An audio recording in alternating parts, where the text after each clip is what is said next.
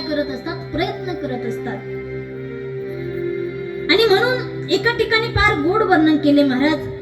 तळपत्या उन्हात अनवाणी चालताना, तळपत्या उन्हामध्ये अनवाणी चालताना माय तुझा हुंदका कधी आटलाच नाही. माय तळपत्या उन्हामध्ये अनवाणी चालताना माय तुझा हुंदका कधी दाटलाच नाही. फाटक्या संसाराची धुरा सांभाळताना, फाटक्या संसाराची धुरा सांभाळताना तुला त्रास कधीच वाटला नाही. आपली आई पहा किती संकटातून येते, पण कधी आपल्या लेकरासमोर बोलून दाखवत नाही की हे संकट माझ्या जीवनात आली. पोट भरलं म्हणून उपाशी झोपताना पहा, बऱ्याच वेळेला आई आपली उपाशी राहते आणि आपल्या लेकरांना सांगते की माझं पोट भरलं. पोट भरलं म्हणून उपाशी झोपताना तुझा संघर्ष कधी कळलाच नाही. तुझ्यासारखा योद्धा माय मी आजवर पाहिला नाही. त्यानंतर वर्णन केलंय कुटुंबाच्या सुखासाठी. कुटुंबाच्या सुखासाठी बाप माझा देवाशी भांडत होता. कुटुंबाच्या सुखासाठी बाप माझा देवाशी भांडत होता. इच्छा आकांक्षा स्वतःच्या अंतरी मारत होता.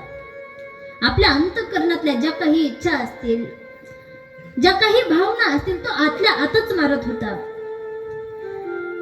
कोण असतं या निस्वार्थी जगात, कोण असतं निस्वार्थी या जगामध्ये, कोण असतं निस्वार्थी या जगामध्ये. 2 क्षण सुखासाठी माझा बाप आयुष्यभर राबत होता.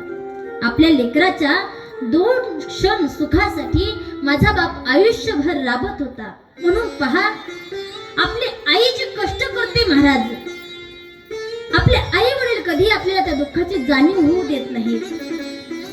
आणि एक आहे, आपले आई बाप आहे तोपर्यंत परिस्थितीचे काटे आपल्याला टोचत नाहीत महाराज. आई बाप गेले की मग त्या परिस्थितीचे काटे आपल्याला टोचायला लागतात आणि मग पावला पावले आपल्याला आठवण होते की आपल्या आई बापांनी आपल्यासाठी किती कष्ट केले, आपल्या आई बापांनी आपल्यासाठी किती त्रास सहन केला आणि कोणता त्रास सहन करून आम्हाला शिकवलं, आम्हाला लायक बनवलं.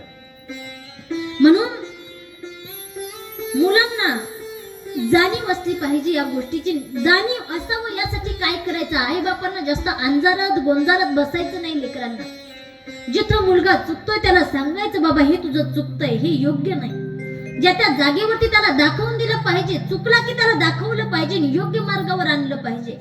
आपण चुकावर पांघरून घातलं तर फार अवघड होईल. एक दिवस पश्चाताप करायची वेळ आपल्याला येईल. आज हा गुणनिधी ज्या वेळेला बाहेर पडला महाराज, त्याच्या लक्षात आलं 2 वेळेचं अन्न मिळवण्यासाठी किती कष्ट सहन करावे लागतात. 2 टायमाचं अन्न मिळावं एवढंही कर्तृत्व आपल्यामध्ये नाही, ही जाणीव त्या गुणनिधीला झाली. त्यानं वेदाचं एवढं अध्ययन केलं होतं महाराज, वेद वेदांताचा अभ्यास केला होता, पण वाईट संगतीमध्ये गेल्यानंतर सगळं विस्मरण झालं, कशाचंच त्याला लक्षात राहिलं नाही. आणि मग मात्र महाराज धन नव्हतं जवळ, आणि धन नसेल्या जगामध्ये तर कुणी विचारत नाही, सांगितले तुम्हाला. आणि मग मात्र महाराज रस्त्यानं जात असताना काही शिवभक्त एका